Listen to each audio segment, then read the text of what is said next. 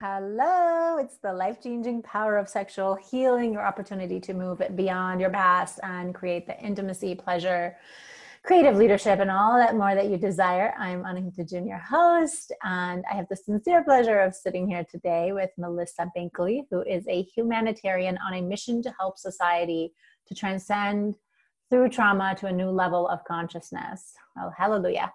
She is the creator and founder of the Intuitive Intelligence Academy. She is intuitive intelligence trainer. She's certified mastery transformational coach, soul and business strategist, and a #1 best-selling author. You can read the rest of her bio on this page.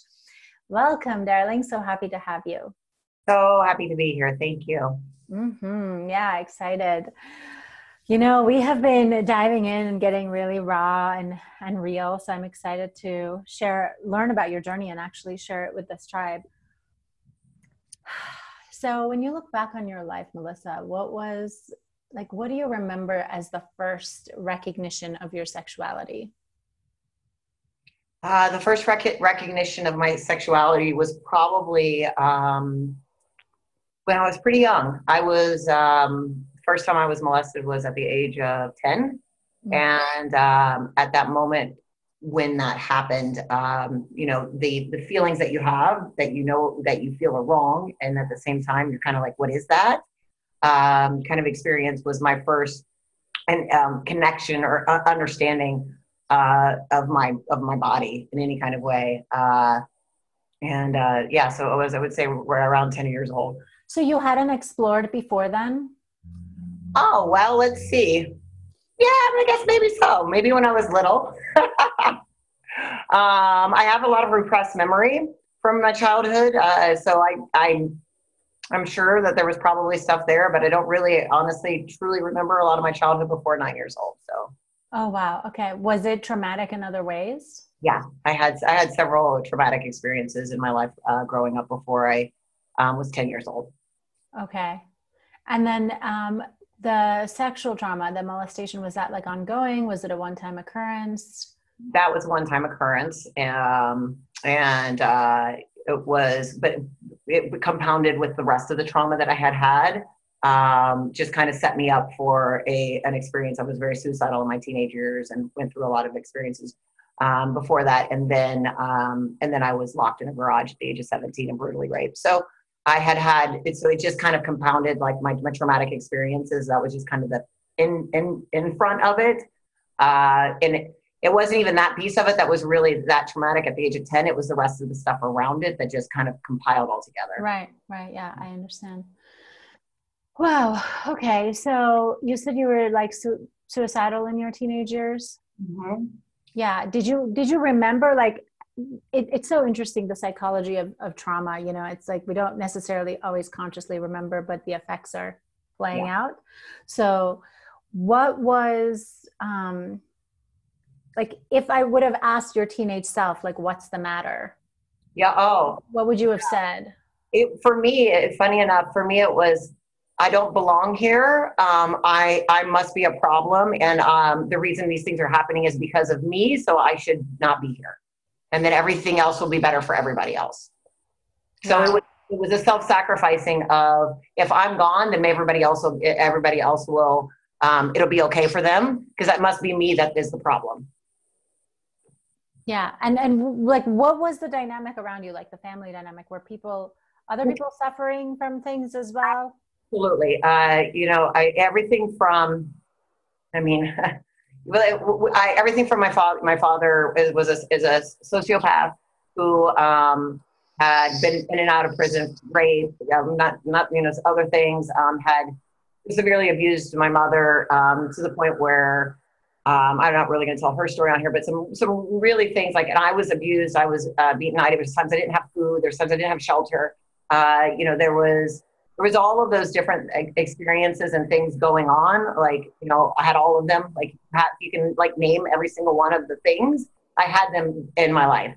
And when my mother left at the age of 9, before the rest of the things, I really just thought, I was like, it has to be me. Like, I can't fix it. I can't make it better. So if I'm not here, then maybe everything will be better.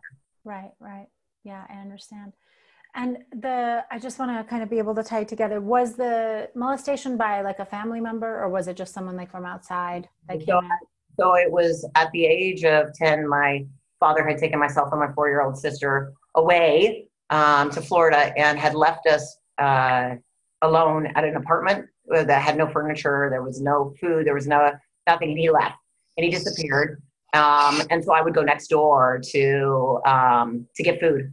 And so the guilt for me more than anything around it was that the family that lived next door where I would go and get food and he was molesting me, they were they had a little girl, like a little baby, and that's what I held on to. It wasn't about me. I held on to it for about 17 years before I told anybody that I let that little girl live in that house. Yeah.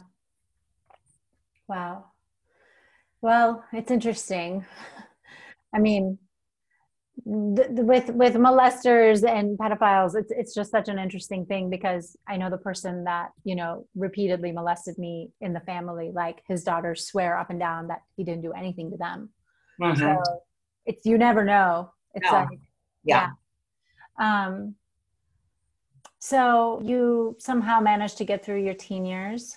I did. And I was a super high achiever. So I ended up a straight A student. I was in every single sport that there was. I was like a perfectionist on the outside, wanted to be perfect, right? You know, that kind of thing. I lived in that world, and I literally was such a high achiever that I won every award, everything that there was. I became a published author before I even got into college, like you name it. Like I was super high achiever, but I was very promiscuous. I mean, and I don't think I've ever told anybody this, but I mean, between my like junior and senior year, I probably slept with 20 guys. Right? Like, and I'm gay. And so it was just part of the experience of like trying to, you know, like be wanted and that experience. But I graduated top of my class. I got every scholarship that there was. Like, you know, all those types of things that you do as somebody that wants to appear that like their life is okay on the outside, and that is smart. Like I was super smart, so I just was able to like pretend, and nobody knew. Like nobody ever knew until late in my 20s. They knew about what happened when I was my senior year in high school with the rape, because I lived in a small town, and it was like all over the like everywhere when I went to court. And so you were a senior in high school. You're telling me about being this incredible high achiever, and you're a senior in high school, and you somehow did you get kidnapped? No, I went over to a friend's house to meet a friend who I was going on my way to a basketball game, and the friend wasn't there, and this older gentleman was. He was like in his 27, and I was big time into cars, like muscle cars, all sorts of really cool cars. And he was like, "You want to see the car we have out in the garage?" And I was like, "Yeah." And so he took me out into the garage and walked in the garage. It was just one of those. And when I went to court afterwards, because I didn't testify in court, when I found out later, it was his third offense. We weren't a 3 strikes you're out state. And so he was out, and it was his third offense. So he was he was a serial rapist that was out. And I just happened to be in the wrong place at the wrong time. At that time, so I thought, but it became my greatest gift. I mean, it's what has changed my life, and all the trauma from my childhood, I call it Traumatude. It's what I built my whole organization on in my whole life, and I travel the world helping people with it now. So it was actually a gift. Well, you're speaking to the power of transmutation, but that's not exactly like what happened what was happening to young 17-year-old Melissa at the time. Not at all. No. What was it like to come out of that experience, and then you still get to graduate high school, and you still have to go to college and be in interactions with other people? So I spent the rest of my senior year not in school. I was such a high achiever that I didn't have to go to school, that I was able to turn in my schoolwork. And I actually sat in my coach's office from January until May, up until when my court trial was. I would do puzzles. I would just sit and do puzzles. I just sat and did puzzles against a wall, and I would grade papers for him. And the only thing that I had to do was we had this speech that we had to do that was one piece of homework that I couldn't turn in, that I couldn't get away from. And so I did the talk, and I did it in front of my whole classroom, and I did it on rape culture in the United States 3 months after I was raped. I was like, why not? What kind of support was available for you? Like, where were you getting support from? There wasn't any. I called it the second rape. It was my grandparents who was raising me at that time. And my, and they were the grandparents of my father. And all of them basically just were, they weren't there. They said it was my fault. I'm a big girl. I'm 5'11". I weighed 155 pounds. I should have been able to fight them off. Like, the stuff that happens when people don't believe. And then fast forward when he got out of prison several years later, and I was in college, and he had an accidental meeting where he ran into both of my father and my grandfather at the hospital, and I hadn't been told he was out, and I had been under witness protection, things like that, and they were supposed to tell me, they didn't, and so I found out because my father called me and said, "Yeah, so the guy you put in jail, he says you've been." Sending him messages and love letters the whole time he's been there. He's like, "Are you doing that?" And I was like, "I can't believe you would even call and ask me that." So that was the kind of support. The only support I had was the one man in my life, which was my coach, Jim Epperly, who I call my hero, was like a second father to me. And he was the one that made my grandparents like take me to the cops and made them like sit down and really think about what they were saying to me. And to this day, I've actually keep in contact with him, and he was the only support system that I really had. Oh, thank God for him. Yeah. Yeah. My goodness. I mean, just what a resilient spirit. So you go off to college and like, what are relationships like now? What's your relationship to how you move in the world? Did you ever get jaded at any point? I mean, that's a hell of a lot to go through. Absolutely. I mean, college for me was very different. I got married my sophomore year in college. I got married my sophomore year in college and had my daughter my junior year. It was one of those that you want to be loved. And my ex-husband was the person that I met him my senior year after everything had happened, and he was just kind of there for me. He would always drive up to see me when I was in college. He did that kind of thing. So I had a different experience in college. Drank a lot. Was he older? No. About 2 years, maybe 2 years. Okay. Yeah. No. It was just, he was out of the Army, really super great guy. We're still best friends. Like, he's such a great guy. And it was one of those things where I didn't give love for my family. I didn't know what love was. I never had an experience of love growing up. Like, I just didn't know what it was after I lost my mom. And so that thing of love from him was what I wanted. And, I got a beautiful daughter out of it. But that was my college years. And so, I graduated top of my class. I graduated summa cum laude, but it all kind of really fell apart pretty quickly because I got deep into drugs after I had my daughter, and I had eating disorders. So I had eating disorders all through college. I was super like bulimic and anorexic.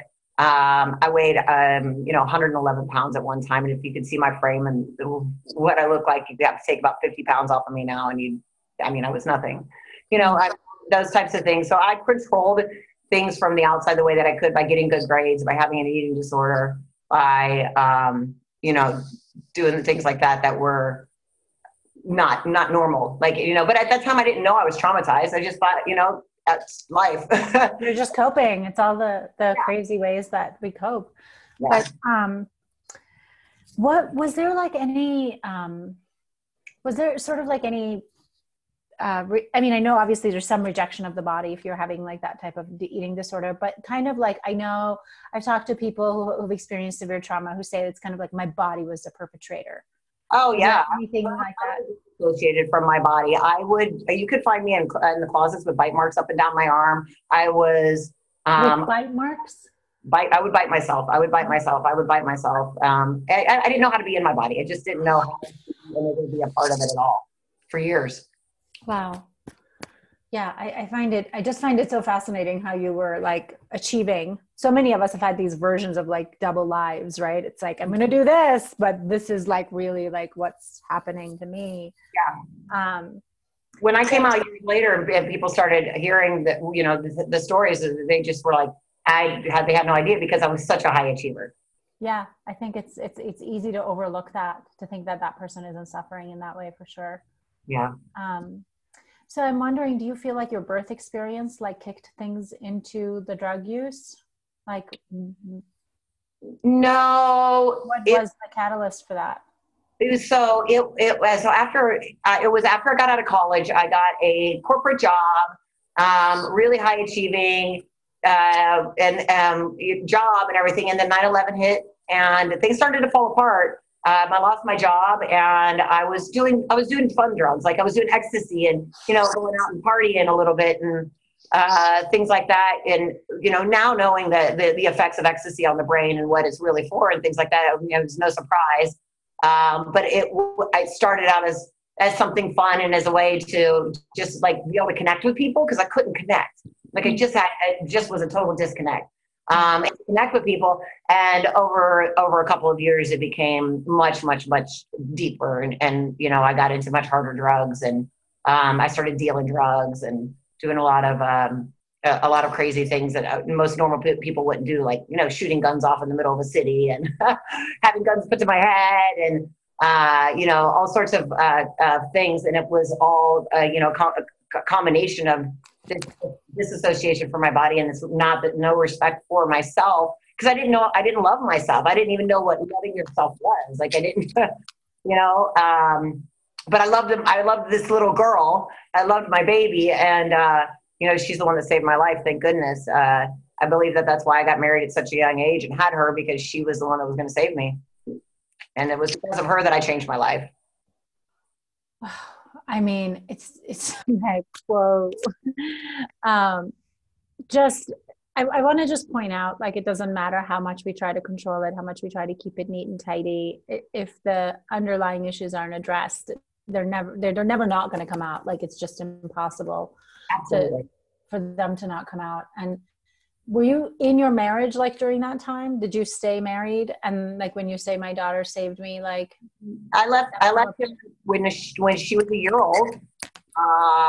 So it was after that I got into the drugs, and all the different things. No, I left him at a year old, and then several years later I came out, and we tried to make it work. I can't love him if I didn't love myself. And and at that time I also knew that I was gay. And so there was all these other things around that too. Like, I didn't know, I thought I was bi, so I went through several years of saying I was bi. And so there was a, whole experience around that whole thing too.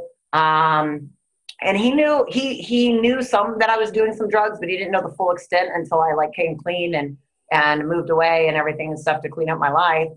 And so it was actually the first time I ever did a drug was with my husband, before we actually split up, because we did ecstasy, because we were trying to work to get the marriage to stay together and work. And we thought that might work. wow. Yeah.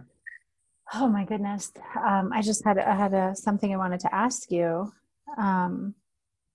During the drug use, when you were going off the deep end, what was your relationship to your body? I mean, I know you were abusing it with the drugs, but also like your sexuality. Were you sleeping around with everyone? Were you not?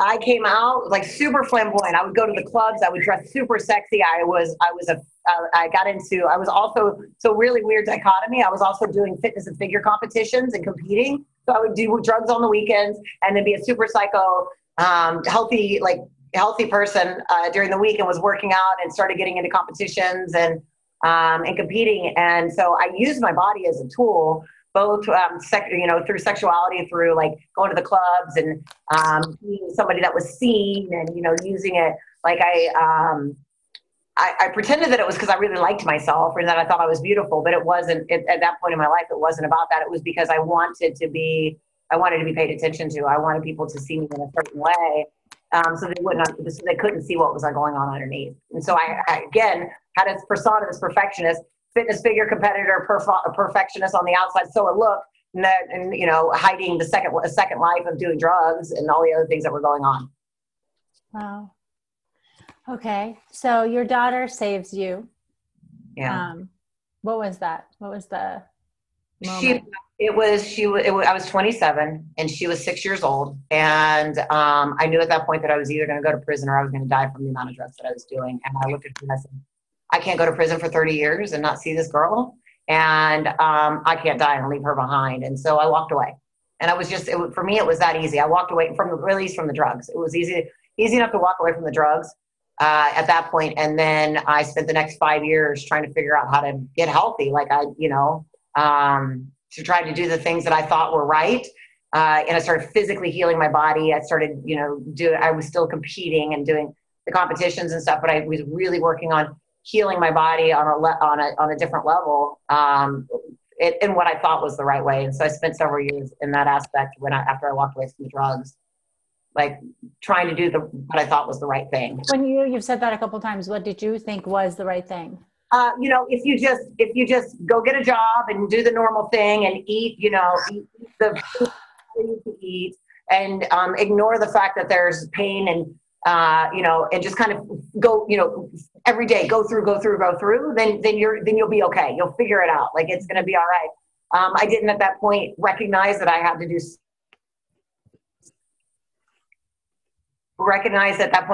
soul work, or that there was some sort of experience or something else that I had to do, or that I didn't like myself. I just figured as long as my body's healthy, as long as I'm eating the right food and I quit smoking cigarettes and I quit drinking and doing drugs, then, and I quit the eating disorder, that was the first thing I healed, then everything was going to be okay.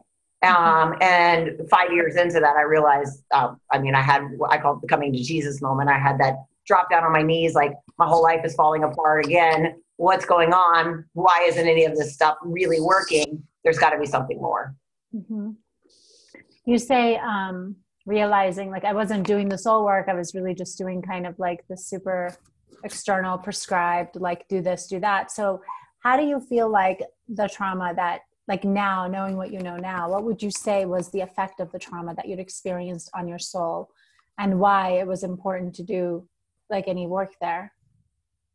Well, my soul is, our souls are already perfect and there's nothing wrong with us, but I didn't like myself, and I had completely disconnected from source or God or whatever that was, because I thought that was something out there that was punishing me. And so I completely, had no connection to anything internal inside myself, because I didn't want to go there and look.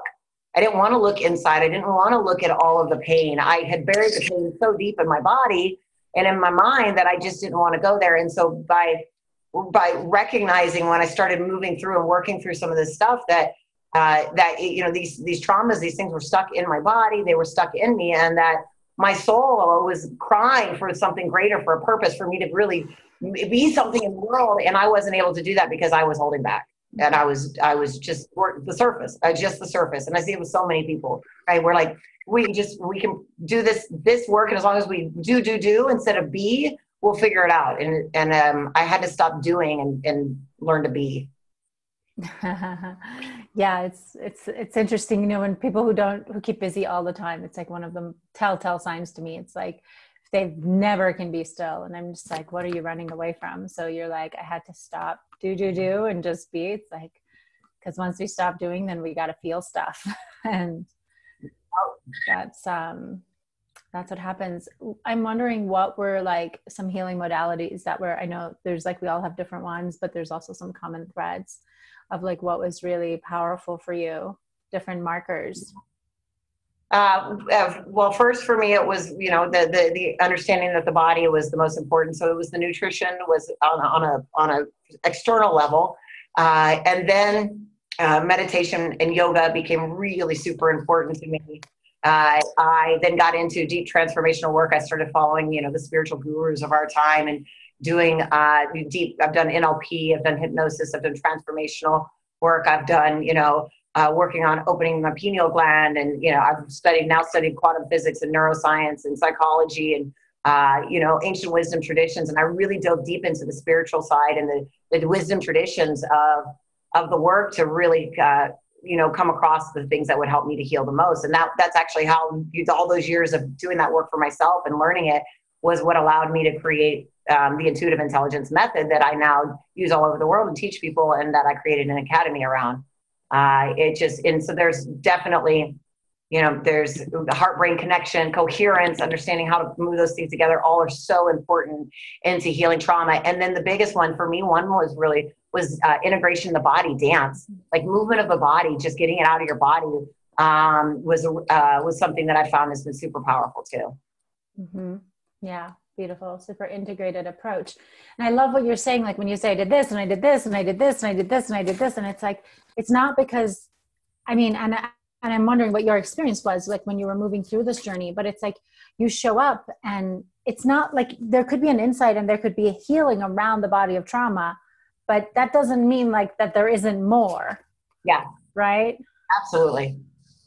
Yeah. Well, do you know, like, I'm having this moment. It's so funny as you were talking, like the spiritual gurus of our time and the this and the that. I was having like moments of, oh, like that was so long ago where I had like this huge epiphany around the sexual trauma and thinking like I'm creating so much freedom from it. But then little did I know that there was going to be like, and more and more and more.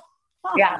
Oh yeah. It's always a layering. And, I always feel like there's a glass, we hit a glass ceiling and there's this next layer of level of, what am I healing this time? There for me, like even in what's the lesson that my life is teaching me right now, I still have challenges around love in a certain way because of how challenging my life was as a child and that experience of love. And that's definitely connected to my sexual experiences and my sexuality and all that. And so what is the lesson that my life is teaching me now? Like, I have the ability now, like I want and, desire to have the experience of the love of my life and that experience, but I happen to fall in love with people that are unavailable, like, different experiences of different things. Like, so I'm working on that next level of like, how do I move through and where is that attached to my trauma? Mm-hmm. Yeah. Beautiful. It's, one of the things that I learned in these last few years that's been so powerful is like, to get an understanding that intimacy heals trauma. Mm-hmm. Like when I got that for myself and then like all the layers, even with my partner and I were like, where we don't think like there's any more trauma, but then of course there's more trauma. So right. It's like, and then can we even like get more intimate and like how threatening that feels when it starts to come because it's threatening that body of trauma. So I really appreciate you sharing just like that the journey is still unfolding. Yeah, always. And I'm wondering too, like, do you feel like you carry the wounded healer archetype at all since you work with people, or like, what is it like to work with people who have experienced trauma? What's that like for you? Yeah, I think I had the wounded healer archetype in me, and I think I've definitely transformed that at this point in my life. The experience of where I'm at now and the work that I've done in the world and with the business and things, I stepped out of being that wounded healer. That archetype was me for many years. And I do work, I get every type of person into our programs, and I've seen everything at this point, and I see a lot of the wounded healer, but I believe you can transcend that. Mm-hmm. Like I believe that's a space that you were in for a while, and if you really find your way through, then you're no longer that wounded healer, because there's that connotation of I am wounded, because I look at it now as I wasn't wounded. I actually look at it as it was my gift. And so by owning and honoring the gift and not feeling that it was a wound for me, just allows me to be mended with gold. Like the Kinsentori, when the Japanese mend the pottery with gold, I feel like that's what I am. So I don't feel wounded at all, or like a wounded healer in that archetype.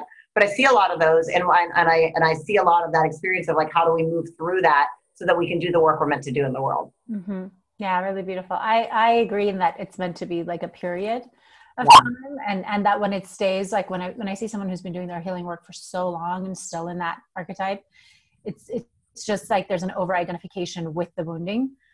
Yeah. So it's beautiful, like to see, and I actually didn't see that in you, but I wanted to ask to see like what your experience was when you're working with people. Mm-hmm.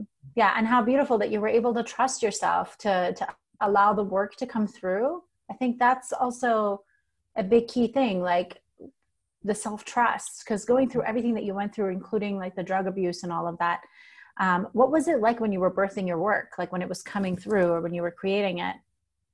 I love that you said self-trust, because that was key. As the work started coming through, there was a lot of, do I trust myself? is this going to work? Am I meant to be doing this in the world? Like, the ups and downs of business and life and everything. And many times I was like, screw it, I'm walking away. Like, this isn't worth it. And it really was setting in and saying, no, I trust myself enough to know that I'm meant to be the channel for this work in this world. And I had to actually surrender. I had to let go of my control and my expectations and the things and move away from that to allow that to come through, that self-trust and to be the divine channel. Because it's not about me. It's about the message and the work that needs to get in the world that I'm just a channel for. Mm-hmm. Yeah, beautiful. That's ultimately the way we all wish to serve our missions, right? Yeah. Yeah. Oh my goodness. So appreciative of you and everything that you've been sharing. I wonder, what do you have to say to our audience who's watching about taking on the healing journey? And, if let's say that someone is in the middle of it and it's kind of messy, and what would you say to them about Yeah. the truth of what it is? What I want everybody to know is that before every breakthrough, that there's a breakdown. You must break down old beliefs, ideas, and habits to break through to a new existence. And that breakthrough is not linear. Growth does not happen on a plane like this. Shit gets messy. Like, it's going to get to a certain point. You're going to hit it, and your whole life's going to go.